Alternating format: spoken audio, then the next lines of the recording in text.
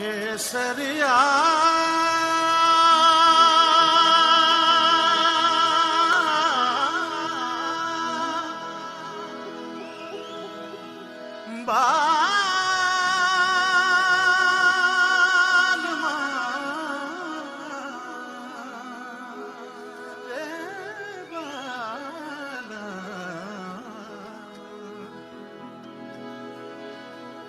केसरिया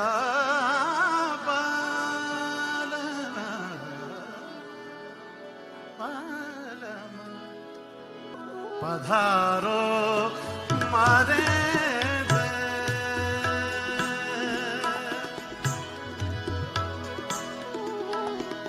पधारो मारे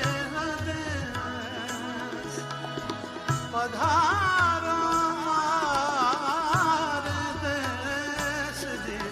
केसरिया आवली पधारो मारे देश केसरिया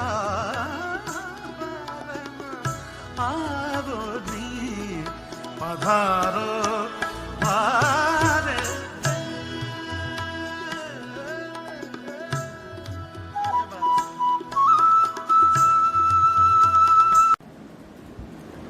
Hello friends, in standard 9 in English we are going to learn unit 5 Rani ki Vav. ધોરણ 9 અંગ્રેજીમાં પાંચમો પાઠ રાણીની વાવ આપણે ભણી રહ્યા છીએ. એમાં જ આગળ લઉં તો અત્યાર સુધી આપણે જોઈ ગયા કે રાણીની વાવ છે એ યુનેસ્કો દ્વારા પ્રસ્થાપિત કરવામાં આવી છે એને વૈશ્વિક વારસામાં. એ પછી કિંગ ભીમદેવ પહેલાંના એટલે કે પ્રથમના રાજમાં એટલે સોલંકી વંશના રાજમાં વાવ ગાળવાનું ચાલુ થયું. 11મી સદીમાં એમના મૃત્યુથી એમની રાણી ઉદયમતીએ આ અધૂરું કામ પોતે હાથમાં લીધું. એની જે કોઈ બાંધકામની રચના છે એ પણ આપણે જોઈ ગયા. હવે આગળ લઉં તો એને અંદર આવેલા શિલ્પો જે છે વિવિધ આર્ટિસ્ટિક એટલે કે કલાત્મક એ શિલ્પોની વિગતે વાત આવે છે. In fact the vav is solely dedicated to Vishnu. હકીકતમાં આ જે વાવ છે એ વિષ્ણુ ભગવાનને સમર્પિત કરવામાં આવેલી છે. માત્ર એટલે કે એકલા ને એકલા વિષ્ણુ ભગવાન સોલી. One can find Vishnu in different shapes and positions or postures. કોઈ પણ આ વાવ જોવા જાય તો એમાં એ જોઈ શકે છે કે વિષ્ણુ ભગવાનના જુદા જુદા આકારો અને ભંગીમાઓ છે એટલે કે postures. After Vishnu next important statue is of Parvati. Vishnu ભગવાન પછી જો આપણે વાત કરીએ તો બીજા ક્રમમાં દેવી પાર્વતીના મૂર્તિઓ ખૂબ અગત્યના છે. Nearly 15 galleries have the sculptures of Parvati. લગભગ 15 જેટલી લોબી જે છે પરસાળ એ પાર્વતી દેવીના શિલ્પો એટલે કે મૂર્તિઓથી કંડારેલી છે અને મૂર્તિઓથી સુશોભિત છે. 12 statues of goddess Gauri together at the same place are rarely found anywhere.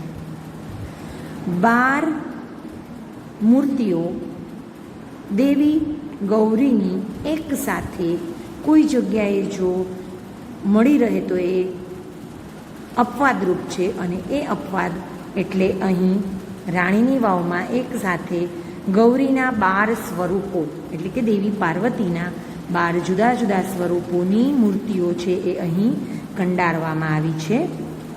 The sun temple of Modhera has it. રાણીની વાવમાં આ 12 જુદા જુદા સ્વરૂપો છે એમ જ મોઢેરાના સૂર્ય મંદિરમાં પણ આ 12 જુદા જુદા સ્વરૂપો આપણે જોઈ શકીએ છીએ. ધીસ વાવ has also all the 12 statues of Gauri. આ વાવમાં 12 ગૌરીના જુદા જુદા રૂપોના મૂર્તિઓ અથવા તો સ્ટેચ્યુઝ એટલે કે પૂતળાઓ પણ આપણે મૂર્તિઓ જ કહીએ તો આ મૂર્તિઓ જોવા મળે છે. એ 12 રૂપો કયા છે? સ્વરૂપો ઉમા, પાર્વતી, ગૌરી, લલિતા, શ્રીયા, કૃષ્ણા, મહેશ્વરી, રંભા, સાવિત્રી, ત્રિશંદા, તોતલ એન્ડ ત્રિપુરા.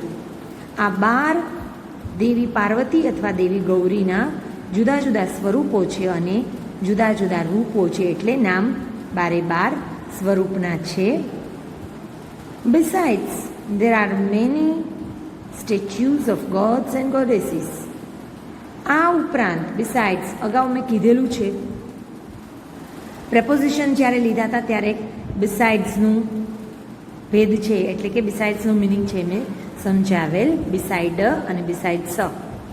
તો આ ઉપરાંત અહીં ઘણા બધા દેવી દેવતાઓના જેવા કે ગણેશ, અગ્નિ, વાયુ, સૂર્ય, ભૈરવ, ચામુંડા, બ્રહ્મા, ઇન્દ્ર, ઇન્દ્રાણી, વૈષ્ણવી, વરાહી, મહાલક્ષ્મી, કુબેર એટસેટ્રા.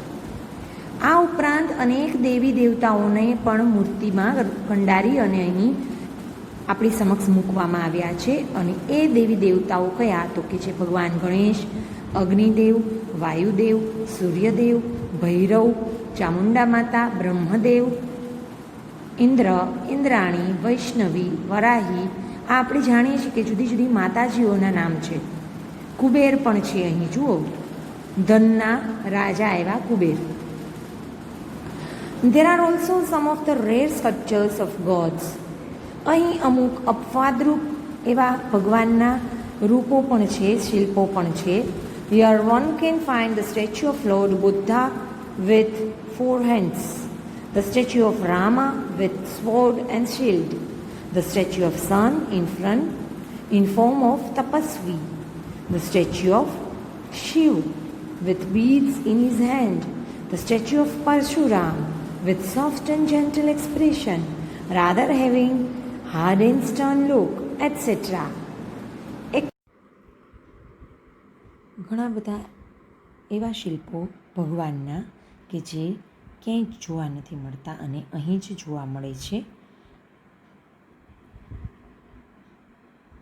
રેર શબ્દ છે કે જે એડજેક્ટિવ છે અને જેનું એડવર્બ થશે રેરલી એટલે અપવાદરૂપ જોવા મળતું. જે કોઈ આ વાવ જોવા જાય છે એ અહીં જોઈ શકે છે કે ભગવાન બુદ્ધ છે એ 4 હાથવાળી મૂર્તિ ધરાવે છે એટલે કે ચતુર્ભુજ. રામ ભગવાન હાથમાં તલવાર અને ઢાલ લઈને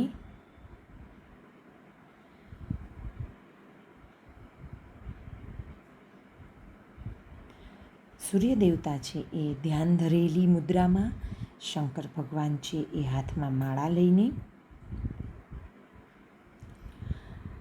પરશુરામ ભગવાન છે એ ચહેરા પર ખૂબ જ મૃદુ અને સૌમ્ય હાવભાવ સાથે, નહીં કે ખૂબ સખત અને ગુસ્સાવાળા હાવભાવ સાથે વગેરે જેવી ઘણી બધી મૂર્તિઓ અહીં જોવા મળે છે. They reveal artistic vision and unique imagination of the sculptors. There are nearly 300 statues of Apsaras. The sculptors presented a vast range of emotions and feelings on the faces of the Apsaras. They display variety of different moods and situations.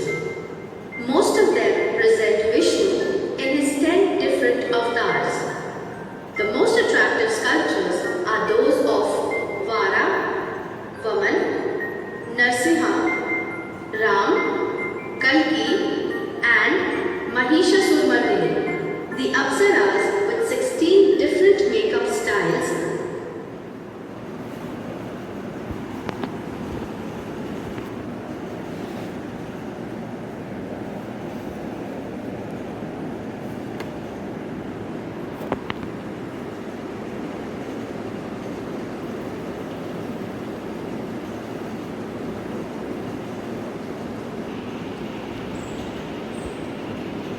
અહીંના જે sculpture આપણે જોઈએ છીએ તો એમાં some of the sculptures display contemporary life, folktales, animal and human instinct etcetera. આ બધા જ શિલ્પોમાં જુદા જુદા હાવભાવો છે, એ સમયની જીવનશૈલી છે, સમકાલીન જીવનશૈલી, લોકકથાઓ દર્શાવવામાં આવી છે, પ્રાણીઓ દર્શાવવામાં આવ્યા છે અને માનવીય સ્વભાવના હાવભાવ પણ દર્શાવવામાં આવ્યા છે. They reveal artistic vision and unique imagination of the sculptures. આ બધા શિલ્પો છે એ કલાત્મક દ્રષ્ટિ અને અજોડ એવી કલ્પના શક્તિને આ શિલ્પો દ્વારા દર્શાવવામાં આવી છે. There are nearly 300 statues of Apsaras. 300 જેટલી જે મૂર્તિઓ છે એ અપ્સરાઓની જુદી જુદી અહીં કંડારી અને રાખવામાં આવી છે. The sculptures presented vast range of emotions and feelings on the faces of the Apsara. આ જે અપ્સરાઓની મૂર્તિઓ છે એમાં એના હાવભાવ અને એની સંવેદના છે એને દર્શાવવામાં આવી છે. They display variety of different moods and situations. આ બધી જ અપ્સરાઓની મૂર્તિઓ છે એ જુદી જુદા મનોભાવો અને પરિસ્થિતિઓ દર્શાવે છે. Most of them present Vishnu in his 10 different avatars. આમાંની ઘણી બધી વિષ્ણુની જે મૂર્તિઓ છે એ એના દશાવતાર એટલે કે 10 અવતાર્સ દશાવતારને રજૂ કરે છે. The most attractive sculptures are those of Varah, Vaman, Narsimha, Ram, Kalki and Mahishasur Mardini. આમાંના મોટા ભાગના અવતારો જોઈએ તો પહેલો વરાહ અવતાર, વામન અવતાર, નરસિંહ અવતાર, રામ અવતાર, કલ્કી અવતાર અને મહિષાસુર મર્દિનીનો અવતારના રૂપે અહીં મૂર્તિઓ રજૂ કરેલ છે. The Apsaras with 16 different makeup styles add to the grace of this unmatched structure. જુદી જુદી 300 મૂર્તિઓ જે અપ્સરાઓની છે એમાં 16 પ્રકારના જુદા જુદા શૃંગારના પ્રકારો અને હાવભાવ રજૂ કરેલ છે કે એ સમયમાં કઈ રીતના સૌંદર્ય પ્રસાધનોનો ઉપયોગ કરી અને શૃંગાર કરવામાં આવતો અને એ છે એ અજોડ છે એટલે ક્યાંય એનું જોડી મળતી નથી, આ વાવમાં જ જોવા મળે છે. The stepwell also focuses on the holiness of water and its great significance in Indian culture.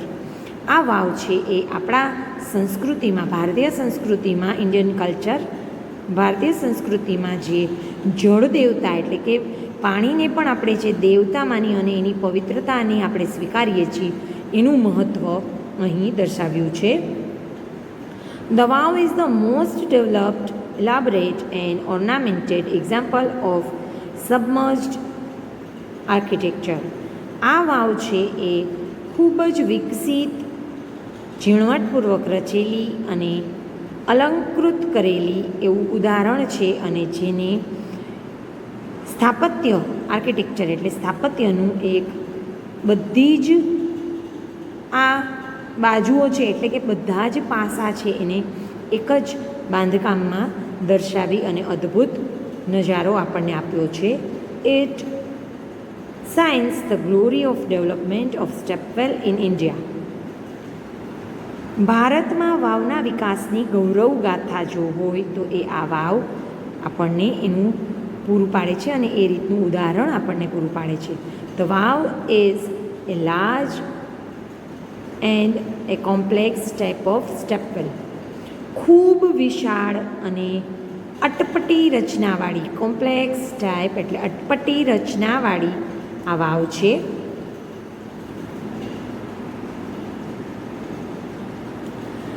It has ornamented panels of sculptures.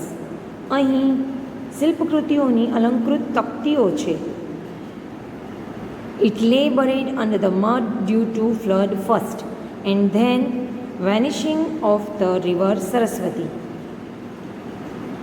પહેલાં પૂરને કારણે અને ત્યારબાદ સરસ્વતી નદીના સુકાઈ જવાથી આ વાવ કાદવ નીચે દટાયેલી રહી હતી. It was hidden under the layers of slate for almost 7 centuries. 7 સદીઓ સુધી એટલે કે લગભગ 700 વર્ષ સુધી તે કાદવમાં દટાયેલી રહી હતી. The archaeological survey of India એટલે કે ASI took a great care of preserve this structure. ભારતીય પુરાતત્વ વિભાગે આ સ્થાપત્યને સુરક્ષિત રાખવા માટે ખૂબ કાળજી લીધી છે. In February 2013, ASI nominated this vow for the World Heritage Site. ફેબ્રુઆરી 2013માં પુરાતત્વ વિભાગે આ વાવને વૈશ્વિક સાંસ્કૃતિક વિરાસત તરીકે નિમી અથવા સ્થાપી. With the excellent teamwork by the ASI and State Government of Gujarat, it got recognition by the UNESCO. પુરાતત્વ વિભાગ અને ગુજરાત સરકાર વચ્ચેના ઉત્તમ સહયોગના પરિણામે યુનેસ્કો દ્વારા તેને માન્યતા આપવામાં આવી અને જે આપણે હાલ જોઈ શકીએ છીએ. મિત્રો, અહીં જ્યારે જે મેં વિડીયોઝ રજૂ કર્યા છે એ આ રાણકી વાવને શ્રદ્ધાંજલિ આપતા પ્રોગ્રામોના પીસીસ લઈ અને તમારા વિડીયોને એટલે કે આપણા આ પાઠના વિડીયોને સમૃદ્ધ કરવાની કોશિશ કરી છે. આશા છે આપ સૌને આ ગમ્યું હશે, પસંદ આવ્યું હશે અને પાઠ ક્યારેય ભૂલાય છે નહીં એટલો સમજાઈ ગયો હશે અને યાદ પણ રહી ગયો હશે. આના મિનિંગ્સ અને એ હું આગળના વિડીયોમાં અને ગ્રુપમાં મૂકું છું. આભાર.